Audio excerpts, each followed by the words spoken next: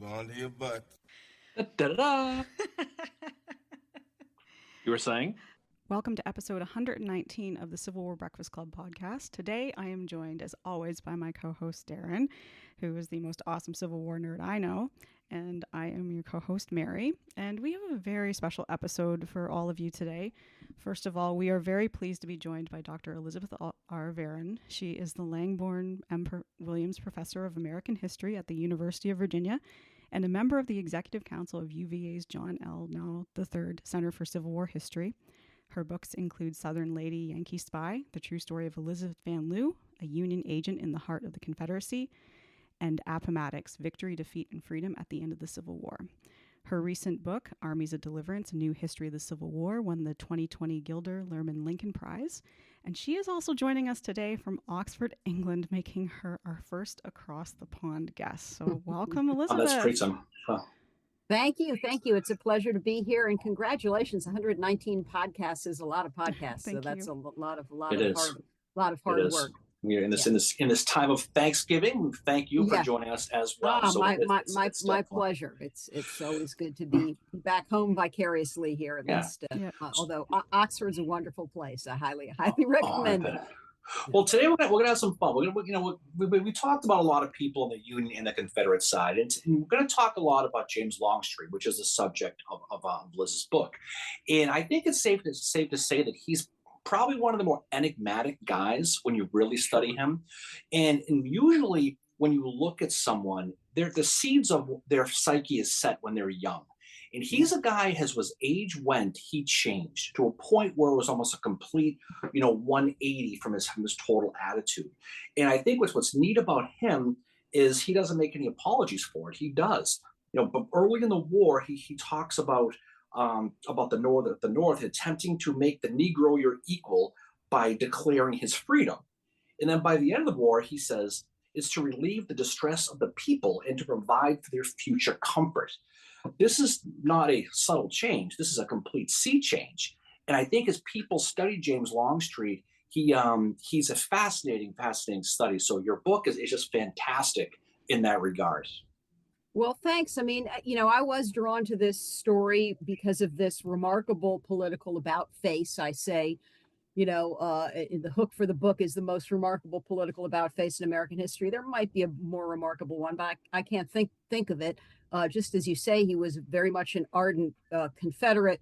From Manassas to Appomattox, as the title of his memoir ran, a product of plantation society who, at the beginning of Reconstruction, embraces Reconstruction, Congress's bold program for remaking the South, the centerpiece of which was Black voting.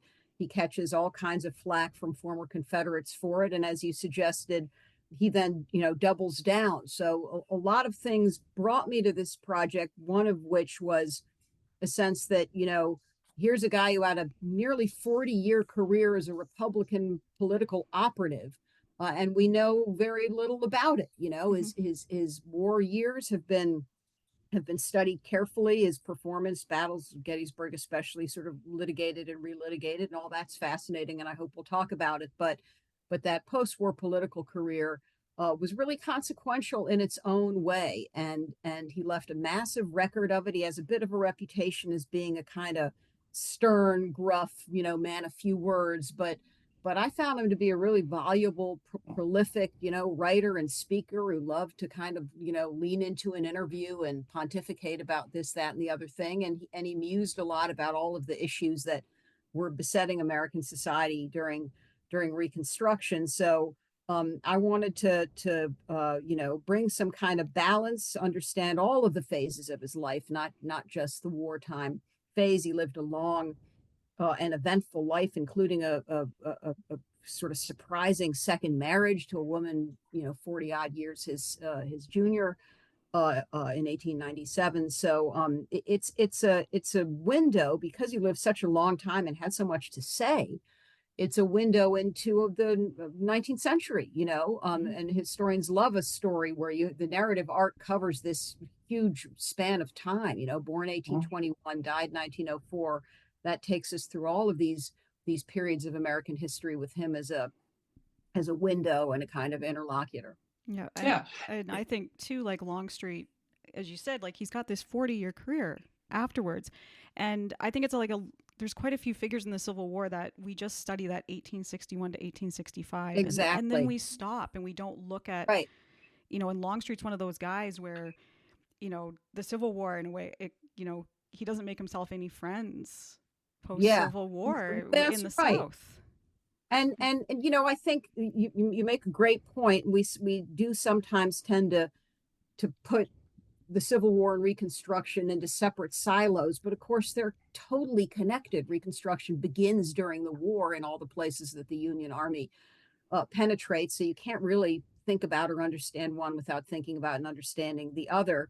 For me, one of the fascinations, to get back to what Darren said about a person's life choices being somewhat determined when they're young. Longstreet's critics, once he makes this decision, and we'll probe the decision. I'll offer what I take to be an explanation for it. Once he makes this decision to support the Republican Party, some of his Confederate critics will argue, sort of after the fact, that it's not surprising he's a traitor to the lost cause. His heart was never in it, and that's why he performed badly at Gettysburg, and that's why he disobeyed Lee, and so on. And in a way, it would have been convenient for me as a biographer if I'd found evidence that his heart wasn't in it during the war, that there was some kind of foreshadowing, of his later change of tack. But his heart was in it during the war. He was a very ardent Confederate. Some of these Confederate leaders, including Lee, were somewhat reluctant secessionists, got on board once secession was a fait accompli. Longstreet was not reluctant. He rushes into the Confederate Army. He was, deep South, born and bred. His uncle Augustus Longstreet, who became in effect his surrogate father after Longstreet's own father died, was one of the leading pro-slavery ideologues in the South. Just a man who, full of kind of frothing invective against the North, anti-abolition, and all the rest. And he was a big influence on Longstreet. Longstreet, cut his teeth in the Mexican War, serving in the army. He was, believed in American expansion and in the expansion of slavery as an institution. And his uncle, in a sense, in that political environment in which he grew up, slaveholding plantation society, sort of bred him to carry the Confederacy's banner into battle, and that's exactly what he does. So recognizing that thinking about Longstreet's ideology, and he did have one during the war, just kind of up the ante for me on explaining his turnaround. So there's just sort of layers and layers of puzzles to solve here with this man. Yeah. Well, I mean, you go back, you mentioned earlier, this is a guy who's born on January 8th of 1821 in Edgefield County, South Carolina, which was a tough town, admittedly. The movie does get it right. His family was Dutch married. They got that one right. They came through New Jersey, New York, right?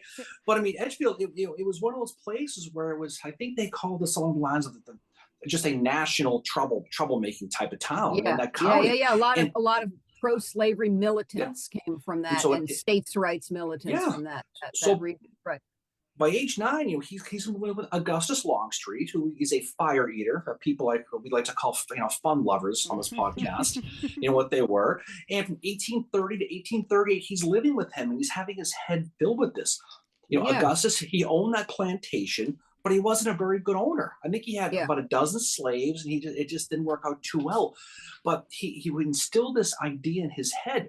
But as interesting as we'll jump ahead a little bit later on when he gets older, when he starts writing his infamous June letters to the media later on, Augustus is telling him, Jim, what are you doing? You're destroying your time. And so you can see how Augustus' mindset never changed. That's exactly right. Yeah. And James's, it did. And when we talk about to fill in the gaps here, how it happened, it's just a fascinating thing. He ends up getting into West Point by a guy named Reuben Chapman. Is going to get him into West Point, and he's going to, for the most part, he's going to not exactly just like Mary, not a very good student. Mary was too busy partying at school, right?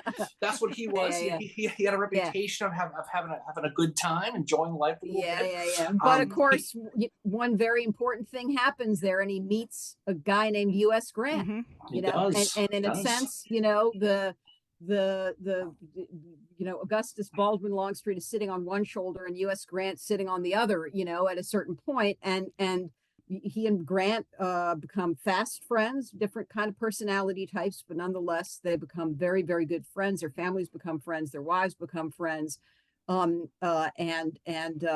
friendship lasts throughout the antebellum period. The war interrupts it, but the friendship will loom large for Longstreet later. And the way I sort of explain this in the book is to say, Longstreet doesn't lose faith in the Confederate cause per se, but he does lose a measure of confidence in it over the course of the war. He does become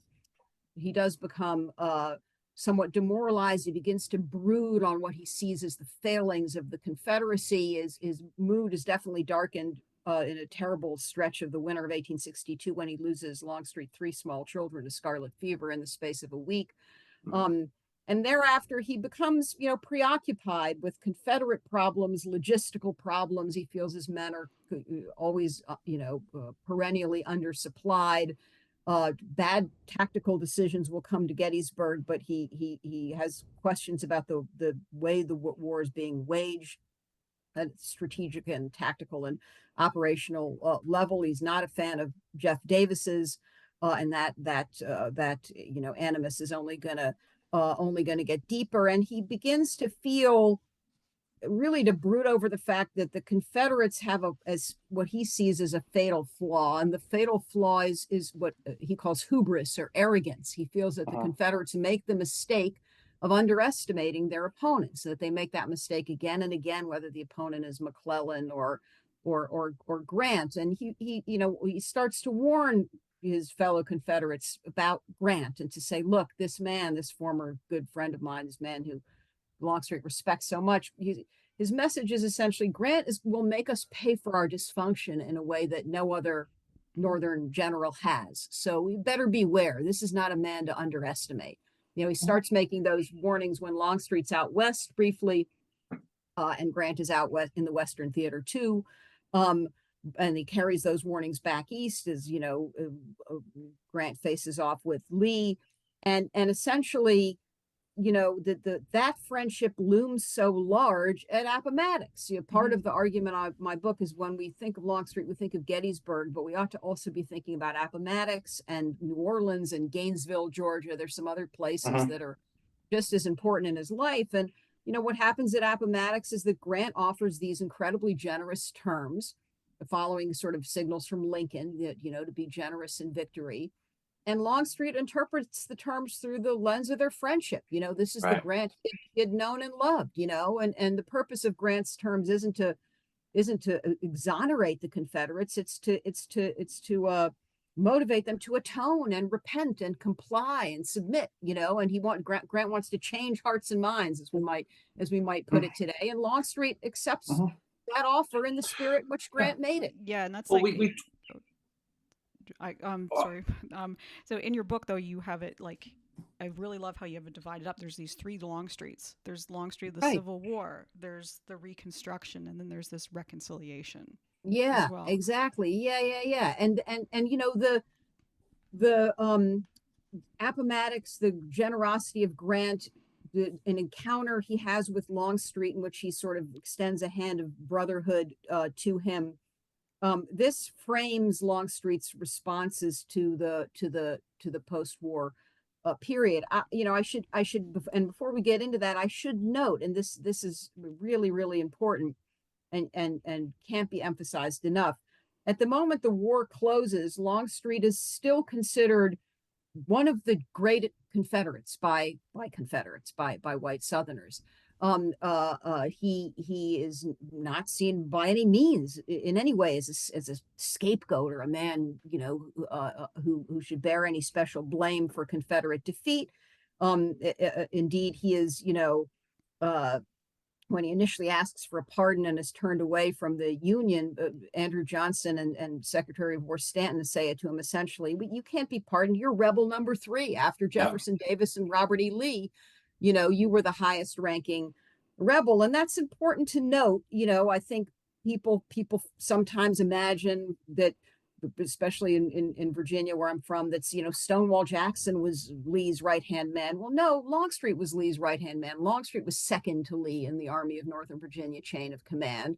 And even after Gettysburg, Longstreet's reputation among Confederates is intact. And of course, this is so important to emphasize, because part of what the book argues is that the scapegoating of him for military defeat is a political backlash. It's a response to those decisions later. So, let's rewind a little bit to Gettysburg.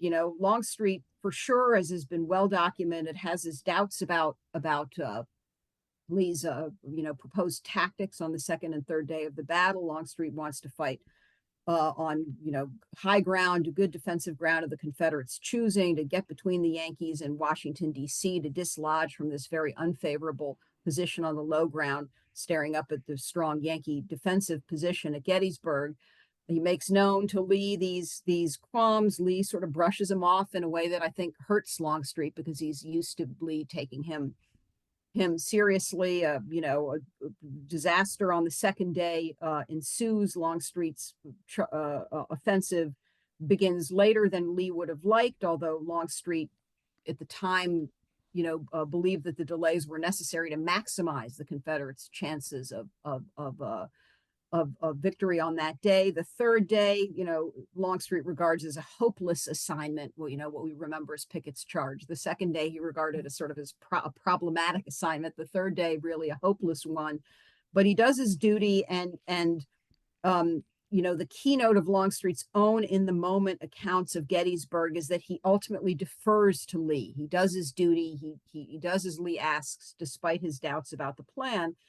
And historians obviously have endlessly debated whether Longstreet deserved to be scapegoated the way he will be. Whether this is a guy who's guilty of outright sabotage of Lee's plan, of willful disobedience, whether he deserves most of the responsibility or even the sole responsibility for Confederate defeat. And I think the sensible position, that the kind of consensus view among scholars, although there's a sort of broad spectrum of debate, is that, yes, he was ambivalent, he had his doubts, he made missteps, but it wasn't sabotage, it wasn't, and by no means bears the sole responsibility. There was a lot of blame to go around among Confederates, Ewell and Stewart and others, and Hill for and Lee himself, as Longstreet will point out down the line. For me, the key takeaway here was that, to get back to another angle on the point I made about Longstreet's reputation at the end of the war, at the end of the Gettysburg campaign, his standing is as high as ever. The Confederates do not blame him or single him out for blame at that moment. Neither the Confederate press, nor the high command, nor the public. So that tells you something about what's to come. Well, you see a lot, especially after Gettysburg. I mean, you saw it happen to Jeb Stuart too, where people like Walter Taylor and guys like Marshall are going to write a different narrative. And this came later to protect Lee. Now, you mentioned before, Longstreet had concerns coming out of Chancellorsville about the over arrogance of the Confederate Army, and they just were. You're going to go from 2 corps to 3. You're going to have 2 guys, Ewell and A.P. Hill, are going to be taking over corps now with Stonewall being gone, and he's under the impression that the game plan is, what you just said, we're going to fight defensive. Lee goes off the grid, changes his plan, and Longstreet's like, I don't think we should be doing this. We should be fighting defensive. But everybody knows that story. But I think at that point, the Confederates, like they're in Vegas, hitting 21 on a heater. Everything everything's comes in second Manassas. Everything's coming out right. Well, probably from 7 days actually. But now you get beat, and they need a reason. And you see it a lot when you read specifically John Mosby's memoirs about how they kind of singled out Jeb Stuart for running around, getting his name on the papers, and all that. And so you see with Longstreet, but to your point, where the train goes off the track is the post-war. It's when he realizes, okay, he knew we've said this before. The generals knew the war was over. The politicians didn't. So you had the Longstreet Ord fiasco. They're Yeah, going to try to yeah, settle that, but yeah, then Halleck and Stanton put the kibosh on that. So yeah, they knew. But when the war ended, and Longstreet has that famous "not yet" quote. There's all yeah, that. But when it finally did happen, and he had a chance to see the terms they got, he supported it. And by simply doing the whole, we tried our best, we lost, we need to move on, that's really what kind of started to get it going. But I think once he finally got into New Orleans and he yeah, started to have some very radical changes about how blacks were to be treated in the South, how especially when he got the job at the customs house and he was in charge yeah, of the New Orleans militia, where yeah, now you've got rebel number three hinting that blacks should be able to vote. They should yeah, be able to be on certain types of juries. yeah, I can put them in my militia. yeah, And that's really when you really start to see the D.H. Hills and the Jubal Earlys, where he crossed that line. And ever since that point, it seems like the divide's getting worse and worse for Longstreet. And that's really what, in your book tells a story very, very well, that's really when the narrative begins. yeah. And I mean, of course, it fascinated me. How can you explain why he would take the stance he did? He's swimming against the tide. So, what I end up exploring and arguing is that he comes to the end of the war. His family's been battered. He wants peace and prosperity and security for his family. Looks around the landscape. He has to sort of decide, who am I going to trust? Who's going to bring peace? The Jefferson Davises are still talking tough, don't seem to realize the war is over. Andrew Johnson is showing his true colors as an old Southern Democrat and pardoning all these former Confederates, letting them come back into power and impose something very much like slavery on freed African Americans. The Southern Democratic Party seems to want to use politics to kind of wage war by other means. He's Mhm. just not inclined. Those don't look like good options. On the other hand, you have Grant and the Republican Party, who do seem in Longstreet's eyes to want peace and prosperity. Longstreet, one of the things he concludes at the end of the war is that the North won not because of brute force, but because free labor society proved superior. The leadership proved superior. The productivity proved superior. He sees, in the North's thriving, a potential future for the South. And again, a future of prosperity. So he writes these letters as Congress is trying to overturn Andrew Johnson's sort of disastrous presidency, and Congress is saying, "Look, we won the war. We gotta be in charge of the peace here." Congress hits the reset button on Reconstruction, says, "Let's start over. Let's enfranchise African Americans who were such important contributors to the Union victory, particularly in their role as Union soldiers. Let's form new governing coalitions in the South and really try to modernize the region." And Longstreet is asked, what do you think about all this? The vast majority of former Confederates of white Southerners reject it out of hand. And he says, let's give this a try. The surrender of my sword was my Reconstruction. Just as you all have said, his attitude was, there was political differences between the North and South. We appealed to arms to arbitrate the differences. Guess what? They won. And that means that we have to play by their rules now, or at least try. And his feeling is some white Southerners are going to have to assume the responsibility for making this work, or you're not going to have peace and prosperity. So he writes his letter saying, let's give Reconstruction a chance. And he's absolutely blown away by the ferocity of the backlash. I Yeah, mean, the reactions to those letters, I mean, when I first, read them, it's shocking. People are, they call him every name you can imagine: Lucifer, Judas, Benedict Arnold, whatever. They also say, we wish he had died of his wounds in the yeah, wilderness. yeah. And the ferocity of the backlash, and I'm sort of building up to where Darren took us with, Longstreet's commitment to the Republican Party and to Reconstruction and all the ways he showed that.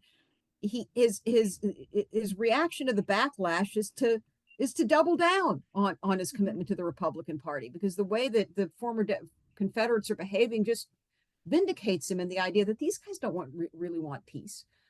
So he doubles down, and it's almost impossible to conjure for readers and listeners and viewers, especially since the party labels have shifted in meaning in many ways over time.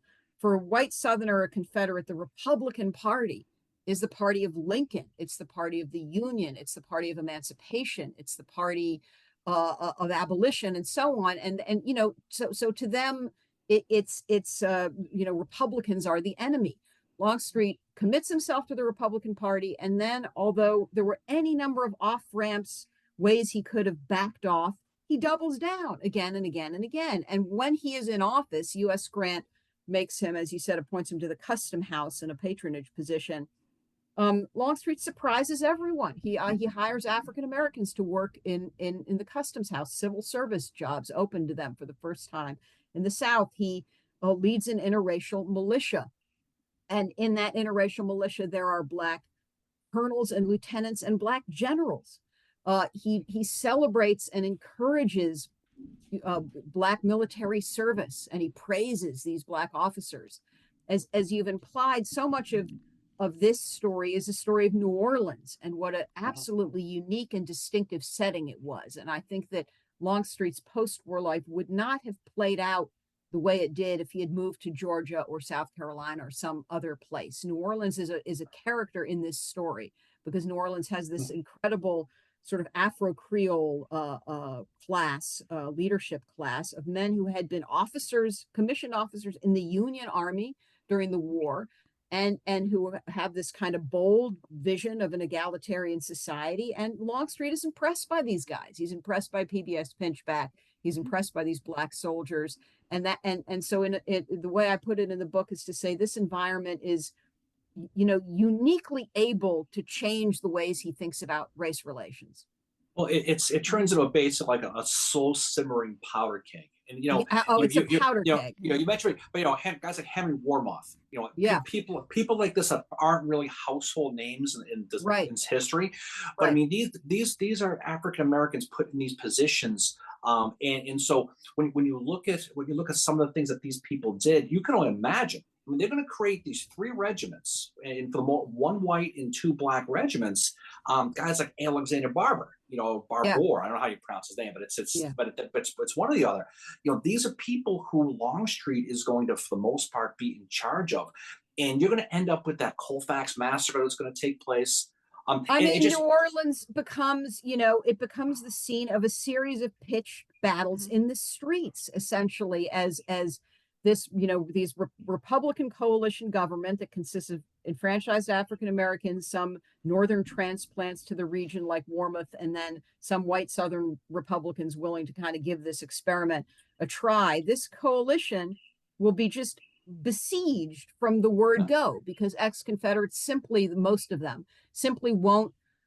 They simply won't accept that they're legitimate, and they simply won't accept that the Republican Party has a right to participate in Southern politics. And so we have, Longstreet deals very early on with community in the ranks of this militia, with, various, attempts to form shadow governments to contest the legitimacy of the Republican government. And then finally, in 1874, remarkable moment, September 14th, a battle on Canal Street in New Orleans, in which Longstreet is literally leading a mixed race, state militia against some of the men he led when he was a Confederate general.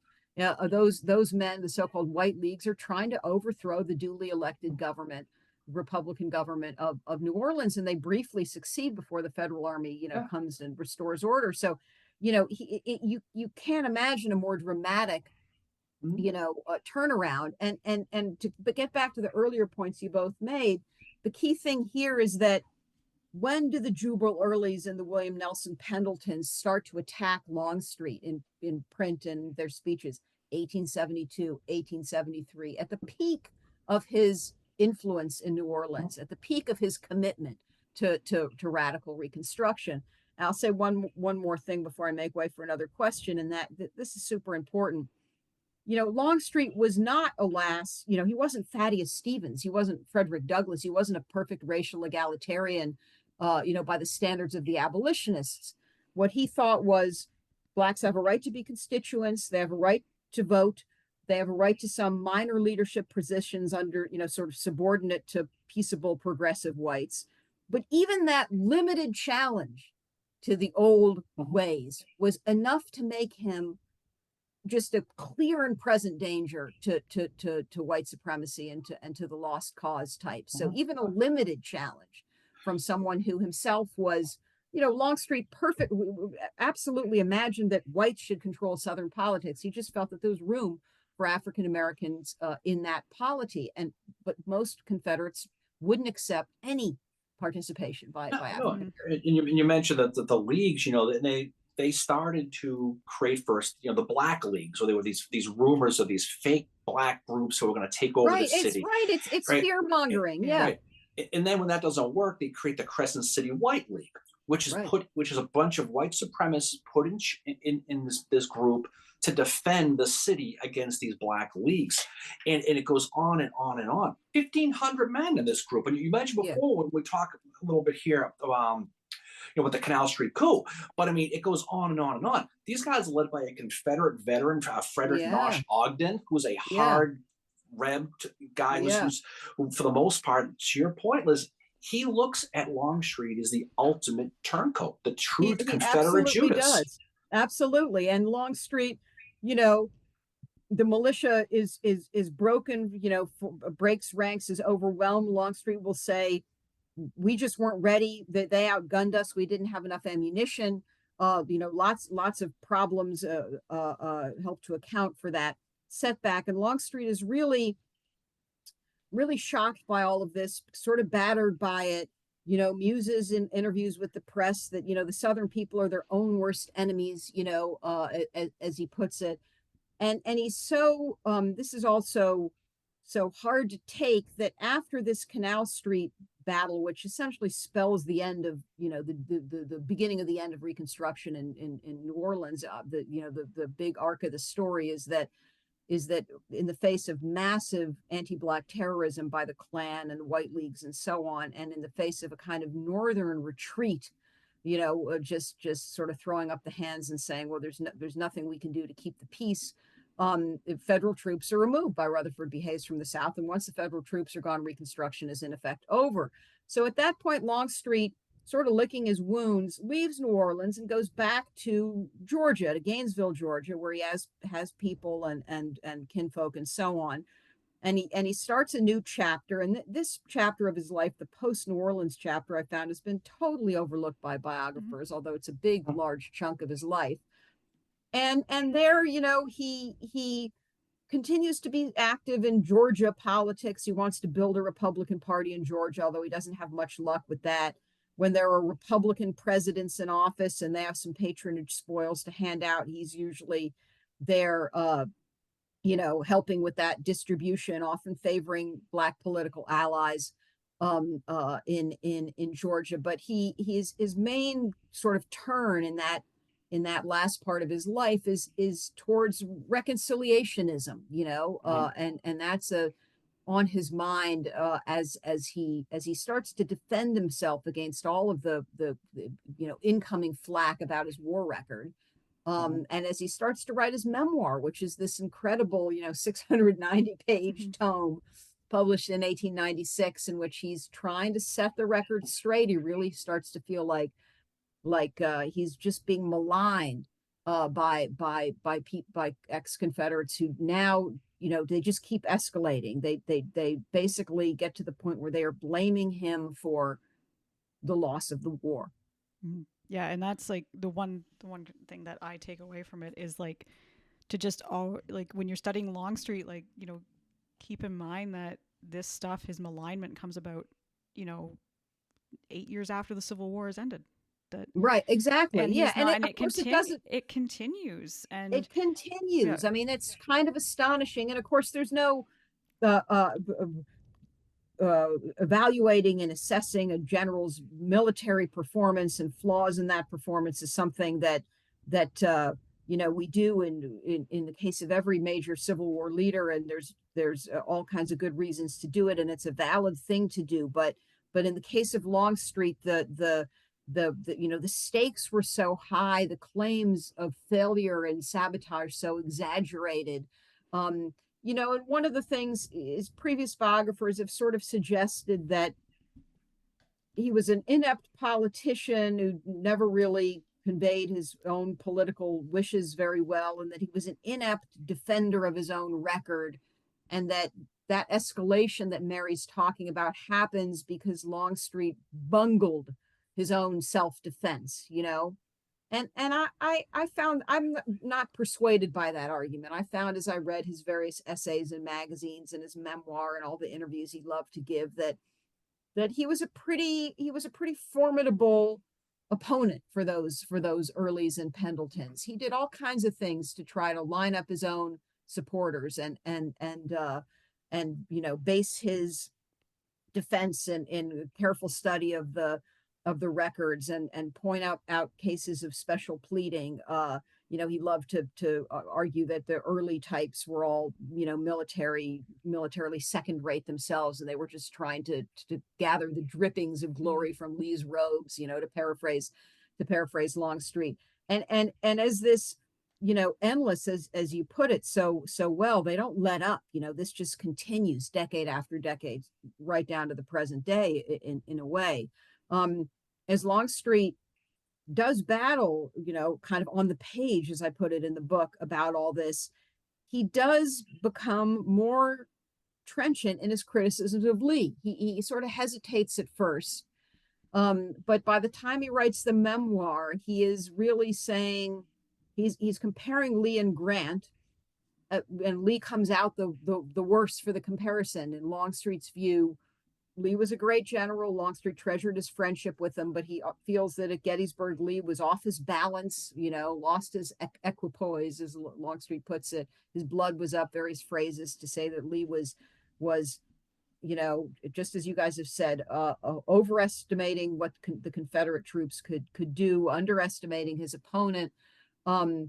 Longstreet's critics would never forgive him for criticizing Lee. And the sort of, the dagger in a way was the fact that Longstreet said, by comparison, Grant, not the butcher, not the man who just had all of the brute force at his disposal, Grant was the better general because he had a cool head, as Longstreet put it. He was deliberate. He didn't get thrown off his balance. And again, that's a comparison, I think a valid one, but one for which ex-Confederates who, again, to get back to points you both made earlier, the cult of Lee worship, there was just no room for criticism of Lee. There was no middle. There's really no middle ground at this Exactly. time for it's either you're either for Longstreet or you're for Lee. Exactly. And in some ways, I still find that is the case. Like you'll start talking about Yeah. Longstreet, and some it's like you're insulting Lee, and it's very divided. It's so interesting to see that some of the stuff that happens today, it's not just a new thing. It's been happening. Yeah, absolutely. Yeah. And of course, it's a fascinating story, and in works like Killer Angels, it's easy to see them as both as symbols of world views and so on. But it isn't. Longstreet was, I think, he was hurt by the suggestion that he and Lee had not been friends, had not worked closely together, did not have mutual respect, and the more hurt he got, the more willing he got to at times target Lee. Now, having said that, part of the goal of Longstreet's last chapter of his life there in Georgia is to claw back some of his lost popularity among white Southerners. There's a lot of reasons for this. His getting older and so on is one of them. But he does want to restore his reputation somewhat, defend himself against critics. He makes some allies, some powerful opinion makers at the Atlanta Constitution, a paper in Georgia, and he the memoir gets very good reviews in the North. There's a lot of criticism in the South, but also some grudging respect, because Longstreet takes as his theme of the memoir reconciliation, the need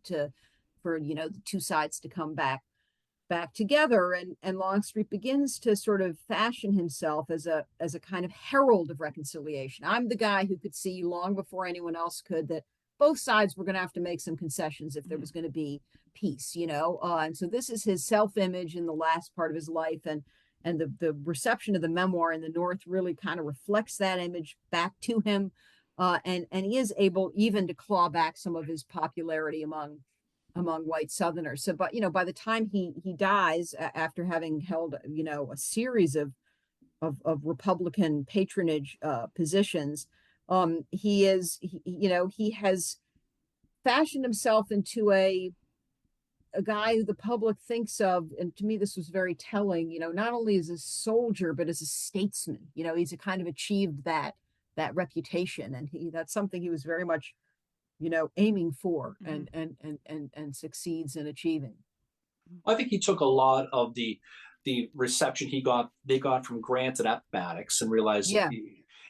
But even Robert E. Lee himself was promoting reconciliation before he died in 1870. He was talking about, we need our sons more than ever now. We need to be part of it. And if you contrast how Longstreet behaved versus a John Brown Gordon in next state over in Georgia, right. He was a guy who was maintained being a Democrat, but he wanted to play with the Republicans because what he wanted Democrat home rule again. And the only way that was going to happen was if they had to give in a little bit. Versus Longstreet, when he's in that 5th Military District run by Phil Sheridan, he went the other way. Yeah. I mean, so again, it's just as you said, home rule was a euphemism for one party rule. What the John Brown Gordons wanted, and Lee was you're absolutely right that Lee spoke out on behalf of the need for peace, but he thought Grant's election was a terrible disaster, and he loathed the Republican Party. That's the big difference between Lee and Longstreet. And Longstreet not only wrote his uncle Augustus, as you said, as he was going public with his stand on Reconstruction, and heard from Augustus, "Oh no, son, it'll ruin you, don't do it." He also wrote Lee saying, "Hey, this is what I'm going to do. It would do a lot of good for the peacemaking if you would step forward and also say, yeah, let's give Reconstruction a chance." And Lee, just rejected that out of hand. So you're right. The difference comes down to Longstreet wanting a South in which there's two-party competition, and a John Brown Gordon type saying, no, there's only room for one ruling class, as it were, in the region. Mm-hmm. And Longstreet, when he did the unspeakable act of reaching out to the Benjamin Butlers of the world, right, absolutely, who was obviously loathed in New Orleans, absolutely, not only New Orleans, but because he was the one who originally was the one who gave the finger to the Fugitive Slave Act. Absolutely, and I mean, it's such a good point, and I like writing about people who are mavericks. I wrote a book about a Civil War spy named Elizabeth Van Lew, who was a white Richmond woman who spied for the Union, and all kinds of reasons she went against the majority of people in her society, and was such a committed Unionist and eventually abolitionist. I did my best to explain it, but there was just a kind of orneriness in there too. I mean, people's personalities matter, and Longstreet, sometimes he did kind of put his thumb in the eye of the other guys, reaching out to Butler as an example. He did things like participate in parades to celebrate the 15th Amendment, the enfranchisement of African-American men, going to a ceremony to mourn the death of Charles Sumner, the radical Republican. I mean, he really, he did not shy away from these symbolic acts of defiance, which is really what they were. And as you said, to befriend and praise in public Benjamin the Beast Butler, these are unforgivable sins in the eyes of most former Confederates. And we've been talking around it, but essentially at the heart of all this is the lost cause. Yes. This set of ideas that romanticized and glorified slavery in the Confederacy, and then demonized Reconstruction, all three of those things part of the Lost Cause creed. And Longstreet was just again a threat to that Lost Cause outlook, and was seen as such. Well, he went against, as you said, everything Yeah, that they were trying for, including exactly. he's pretty much speaking out against all of it because he just wants the reconciliation and the peace that Yeah, he Grant wants wants as peace. well. Exactly. I think that's really Oh, what's driving him. Yeah. Yeah. he says, we have lost. Let us accept the terms. We are, down bound to, to honor Yeah. them. And just Yeah. that simple quote. This is back at the very beginning for where he really went deeper into it. But that was pretty much enough at that point. And then obviously supporting Grant in the election, which he really Yeah. supported Grant's, Yeah, he and did. and that's another log on the anti-Lee fire for those people, the Absolutely. Oh, Taylors, all of absolutely. them. And so I always wondered, even before your book, and your book actually filled in a lot of gaps I have with Longstreet, but I always wondered, looking at him, did he befriend the Butlers and the Sheridans and the Grants because he was such a high-ranking Confederate that it would people look at him and say, if he can do it, maybe we can too? Or did he just do it because he just felt that, damn the torpedoes, I think this is right. This is what we need to do. And Yeah, I think it's a moving target sort of answer. I think he thought they were men of honor, who had proven their mettle on the battlefield. But I also think that um here's a fascinating contrast. So he writes the letters, Confederates say, "You're Judas, we wish you died at the Wilderness." What do the Republicans do? They welcome him with open arms. And they say, "You were a great general." And it suits them to say you were a great general, because the more important general he was during the war, the more important convert he is as a symbol, as you've said, right. of the possibility of changing Southern hearts and minds. So he moves into the Republican camp and stays there because the Confederates are being so categorical on this issue of loyalty. It's like you cannot be a Republican and a Confederate. You have to be one or another. It's literally quoting a Mobile paper. Whereas the Republicans say, yeah, we could finesse the issue of loyalty. Yeah, you were a Confederate. We didn't like that, but you were a really good general, and that means you're extremely useful to our cause, and we respect you as a military man. This is while his former allies are running down his military career. So there's a part of this story I'm telling is of a bunch of different stakeholders in Reconstruction who have different interests, but who see each other as mutually useful. And Longstreet will have all these interesting alliances because he sees his allies as useful. They see him as useful. To me, this suggests that he's quite a skilled politician. Again, his previous biographers have said he's a bungling politician. Well, I was suspicious of that to begin with for one reason, and that is I don't think you get to become a very important general and sustain that role without being a good politician. The people like to separate war and politics, but they're never separate. No. They're never separate. And then, second of all, he wouldn't have been able to get one after another patronage post. I mean, this is a guy who less than 15 years after the Civil War is made an ambassador of the United States to Turkey. The foreign language press, the German, the French and English papers are like, "Are you kidding me? I mean, you Americans are amazing. This guy tried to destroy your country 13 years ago, and now he's an ambassador." It's just So you tell me that the guy wasn't a skilled politician. I mean, he pulls off these amazing reinventions, again and again. Yeah, and speaking of reinventions, he goes back to his West Point party days in Turkey and ends up having Yeah, to come back. right, So right, he runs out exactly. of Yeah, money, exactly. So Yeah, it's funny. But I was all, you mentioned being a general, you got to be a good politician, but you have to be pretty confident in yourself too. you I do. always thought it was fascinating. He converts to Catholicism right Yeah, before he goes yeah, to Turkey, and he gets in that hot water with those mercenaries trying to hand out the yeah, Bibles. And yeah, I always think you see those little things about how what he feels is right should be the way it should be done. And I think especially going overseas, I think he found out that he, you know, being a politician here versus overseas is a lot different. But Yeah, he definitely wanted to get home, but he, you know, although that little chapter abroad was a short chapter of his life, it helps build this image of him as a statesman, as a guy who's Mhm. now representing the U.S. abroad. You know, he's very, very proud of that role. The Catholicism piece is fascinating, and to the extent that we know why he did it, his second wife and others have speculated that, you know, this is a guy who just dealt with a lot of tragedy and sadness in his life, and he felt that the Catholic Church was just particularly, you know, good at helping the heartbroken, if you will, you know, and I'm sort of paraphrasing what his second wife yeah, said. that's Mhm. why I was surprised that he didn't convert in his early '62 when his four kids got the Yeah, scarlet yeah, yeah. fever, He became because more religious at that point, he, you he know? he did, Yeah, but he also became much more fiery. He wrote that yeah, he started to turn into a college football coach on game day, and when really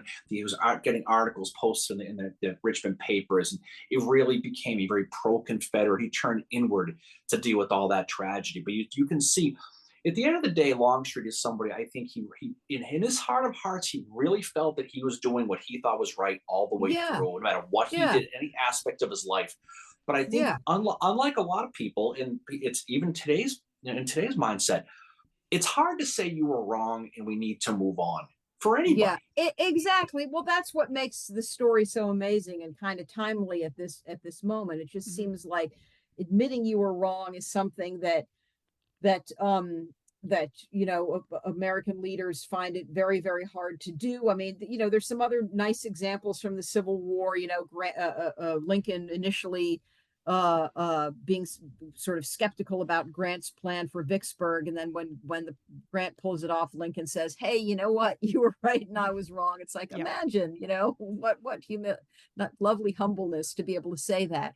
But Longstreet, you know, was able to do that and to say, um, you know, as he puts it, you know, our old ideas, again, we appeal to the sword to sort of sort this out. The old ideas are obsolete.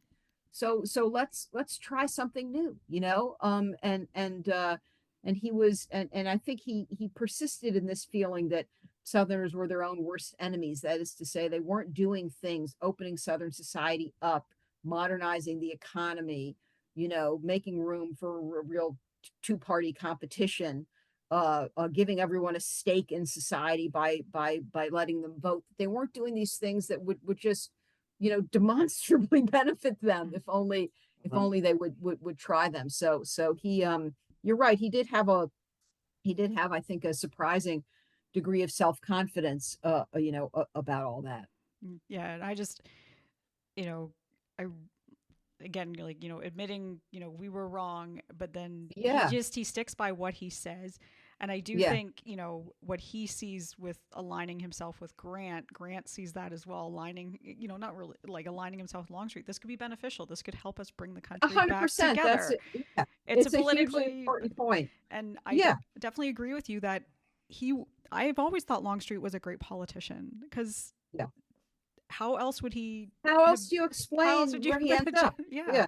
Yeah, yeah, yeah. No, No, I think it's an excellent point that, and I'm glad you made it, that Grant sees has his uses for Longstreet too. You know, my previous book called Armies of Deliverance argues that Northerners essentially, you know, fought the war to, as they saw it, to kind of break the spell the secessionists had set over the Southern masses, and rekindle the allegiance of the Southern masses. And they kind of clung to that belief even in the face of a lot of evidence that Southerners, you know, didn't want to be, you know, have their hearts and minds changed. But Longstreet is a symbol of this persistence, of this belief that maybe we can bring these people around, and Mhm. this country can be based on, you know, bonds of affection again, rather than on, you know, forms of coercion and occupation and so on. And so Grant does see Longstreet in that light as Mhm. a symbol of that hope, which is one that Grant clings to very, Mhm. very keenly. Yeah. yeah, and he's certainly not the only one, but I think what your book does a great job explaining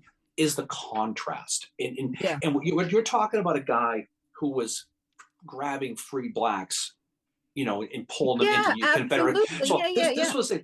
this was a guy who would show his that he was the nephew of Augustus many, many times, Absolutely. and had his really dark moments at different He did. times. But Absolutely. so just it's always, and your book is great because it talks about that. It Yep. doesn't hide from it. It talks about it.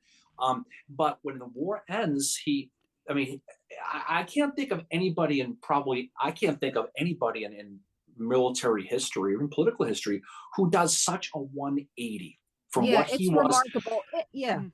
I mean, it's important to note that he's not the only white Southerner who decides to give the Republicans a chance. So some white Southerners who, for various reasons, overwhelmingly motivated by a desire for economic gain, not any particular sympathy for African Americans, but nonetheless, there are white Southerners who give the Republicans a chance, but none of them are nearly as important or controversial as Longstreet because they weren't rebel number 3. You know what I mean? The Right. fact that he was so high up meant that in the eyes of the lost cause types, he was setting a particularly dangerous example. Yeah. That others might follow. So he's and part of a big point of the book. This is really getting down into the weeds, but it is important, is that the white Southerners who decided to give the Republicans a chance were in a really important part of that coalition that governs the South during Reconstruction. But they were also, alas, the weak link in the coalition because they were susceptible to pressure and ostracism and to, Democrat lost cause types saying, come back to the fold, we'll reward you if you do, or punish you if you don't. And although Longstreet doesn't retreat completely from Reconstruction, he does step back in that last phase of his life from the advanced position he had taken in New Orleans. And then he tries to reinvent his life again by marrying Helen Dorsch at age 74. I mean, it's a wild story. She's a Georgia journalist, much younger than him. He gets a lot of flack from his political enemies, robbing the cradle, whatever. He defends the marriages she does as a real partnership. She becomes a big defender of his military record. And then I said a few words about this, but I really do hope somebody comes along and writes the Helen Dorsch Longstreet biography. It needs to be someone who's really a historian of the 20th century because she lives until 1962. Yeah. And she has her own kind of conversion where around World War II she becomes a real advocate of Black civil rights when she hadn't been that before. So fascinating story. How many people who outlived their husband by 58 years? I mean, my God, absolutely. And she really. And Longstreet's last days were not good ones health-wise. He had cancer of the eye. Oh. He ends up dying. He drops. He's only about 130 pounds when he dies. He loses a lot of weight, dies of pneumonia. So it's sad the way it goes. But he's right then he's still trying to. He's working with Wade Hampton's own job there as a commissioner of the railroad. This is a guy who just kept going, and he energized the bunny. He really was. Yeah, absolutely. Yeah, he keeps going and going, and after he dies, and he's not there to defend himself anymore. It continues to be open season on his wartime record, and Helen tries somewhat in vain to defend him. As she sees it. But as we've said all along, he remains controversial down to the present day, and came up a lot recently as we've been thinking about statues and memorialization, because of course, except for in Gainesville, his hometown, and at Gettysburg, where there's one rather awkward statue of him, the South was not blanketed with Longstreet statues. And the reason is obvious. It's all the things we've been talking about. He wasn't useful as a symbol of the lost cause or white supremacy or slavery or any of the rest because of the position he took during Reconstruction. So he is kind of the exception that proves the rule that those statues had political messages, so yeah, it's just, super fascinating. Yeah, I like that you made that point in your book too. Yeah. I mean, it's it's very, very all very, very, very relevant. Yeah. And for the record, I like the statue at Gettysburg. I like that one. I mean, I've heard people say it looks like it belongs on a carousel or something. Yeah. But Charles Fennell, the sculptor, does a lot of work. He's still down there. Great guy. Yeah. And what's good about him is if you have questions about the sculpt, he'll meet you out there and explain to you why he did it. So it's pretty neat. So, but I mean, it is pretty cool. But I think what's great about your book is there's definitely a Lee, especially speaking of Gettysburg, there's a Lee versus Longstreet thing. And I notice every time we go, because we go to Gettysburg all the time, the winds change and it goes back and Yeah, forth. yeah, yeah, yeah, Okay. yeah. Right now we're on a lee wave and Yeah. it tends to go back and forth. But I think when you study not just that battle, we realize a lot of people focus on Gettysburg. I get it. Yeah. Yeah. But when you look at a lot of the things Longstreet did, especially going west, Chickamauga, Yeah, yeah. not a great day in Knoxville, but again, as a tough Yeah. spot. But again, like Lee, what the post-war man is very different from the wartime man. But I think so much has been done by the Walter Taylors of the world, the Right, Marshalls of right. the world, the Jubal Earlys of the world, the D.H. Hills of the world, that it creates this historical memory, this narrative. Yeah, yeah. And it like so many things, once that narrative gets into your head, that's what it is. It's fact. Yeah, right, exactly. And I mean, part of the point of my book is to say, the South was a complicated place, and what this story shows, among other things, is the kind of elusiveness of reconciliation between Southerners, who had different interpretations of what the war, of what the war meant, and tried to kind of reduce these critics tried to reduce Longstreet into this kind of one-dimensional guy when he was multi-dimensional, and the complexity is always, to me, more interesting than some simplified, one-dimensional view. Yeah, I No, completely agree. And it's a very human story too. Like that's the thing, is it's human, and it's one that what I really love about it is just the reminder from your book that we have to study these guys post Civil War too, Yeah, because yeah, yeah, yeah. And I mean, it gets Lee, of course, dies in 1870, so Yeah. there isn't a long post Civil War. But for so many of these guys, I have to say, shout out here to my friend and fellow historian Joan Waugh, who wrote a great book about U.S. Grant that was really a model for this book. In that there's good coverage of everything up until the end of the war, but it's really the post-war story, underknown, underappreciated post-war story that's the focus, and memory and public image and debates, the way a person becomes a major figure in a kind of symbolic battlefield.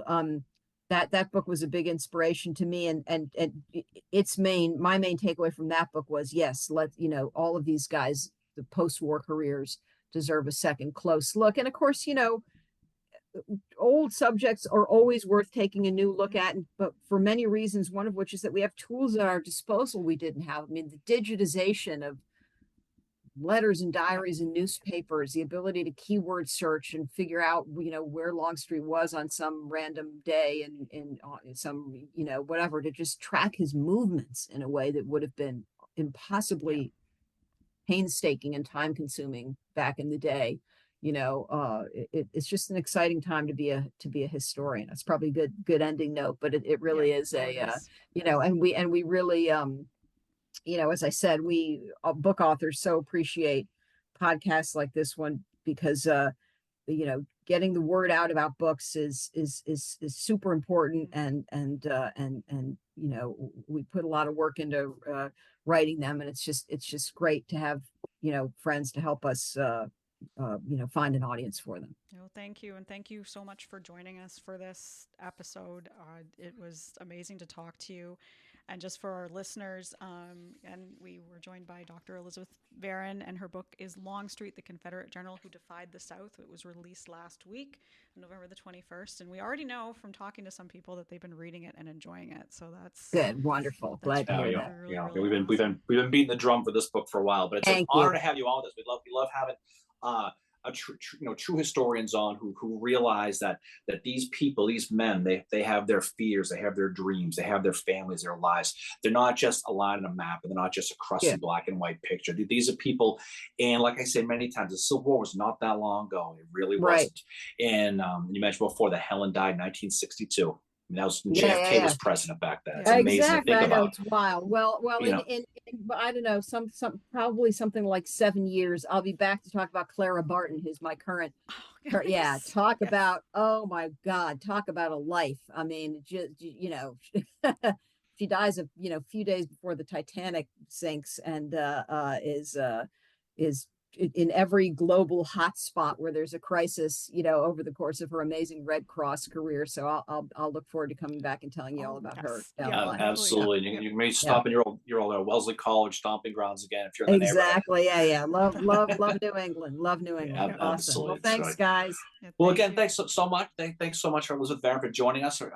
Definitely read her book. We'll talk about this soon, many times. It's definitely, I think, it's a signature piece on a really understudied subject. I mean, Jeffrey Wert's got his book, and there's a lot of books out there. It's But great I think, book, but there's always room for more. right. But I think what your book did for me was it filled in a lot of gaps, which is great. And you went. I tell people, if you like Longstreet and all you care about is Gettysburg or Second Manassas, that you're going to learn a lot about a lot of politics and a lot of post-war. But that's really where the sweet spot is with him, because it really ties his whole life together. So again, it's an honor to have you with us. We'll definitely look forward to having you on again, and hopefully people enjoy this as well. But if you haven't read the book, go out and get it. Because I think you're really going to enjoy it. Thank you. Happy holidays to you both. Thank you. And thanks to our listeners for joining us for episode 119. And we will be back with you for episode 120. Well, hold on. What's coming up for us? What's next? Oh, right. We're doing an episode about Hiram Granberry. That's right. Just to tie into the 160th for the battles for Chattanooga, which were a few days ago, as well as Ringgold Gap, as well as for the 159th anniversary of the Battle of Franklin. So we're going to stay on the Rebs side, back-to-back Rebs. Thank Speaking of you. Hiram Granberry, Appreciate it. Another guy who spent some time in Massachusetts, Hiram Granberry. Different type of difference. We will see you all next time. Peace out, everybody. Awesome. Thank you.